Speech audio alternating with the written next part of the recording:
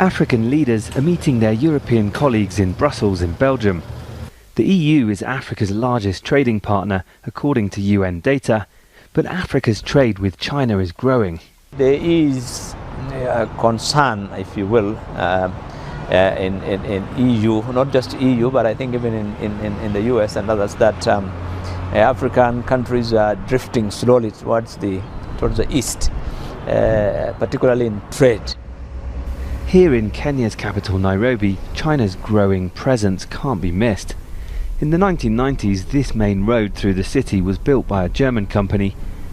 A new highway is now being built in its place by Chinese contractors funded by a Chinese loan. It was more than a century ago that European powers scrambled to colonise most of Africa. Here in Kenya, British colonialists built this as an administrative centre in 1913. But things have changed. It's now an art gallery and it's dwarfed by the new Chinese-built highway.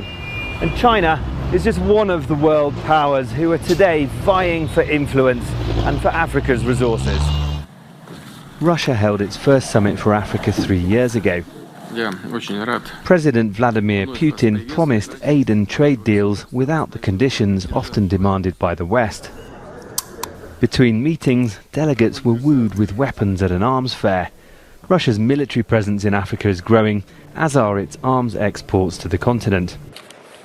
So the EU wants the world to know it's still a major player. But economists say its terms of trade with Africa are unfair, profiting from cheap African raw materials while selling back services and manufactured goods. Now, one of my criticisms of African governments is I don't think they're very clever at negotiating a common position, and I think that's why quite often they suffer, particularly with China, who wants to always negotiate one-to-one. The EU's promised $170 million of investment, although it's not clear how it will be raised or spent. It's widely seen as an attempt to counter the Chinese infrastructure loans and projects, which critics say tolerate corruption and lure African governments into debt traps. Part of the challenge for a long time has been the leadership, the corruption, the lack of integrity, the mismanagement of resources, and all those things have, money comes into the country through aid.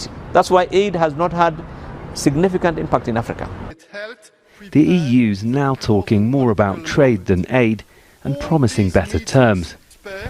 Malcolm Webb, Aljazeera, Nairobi, Kenya.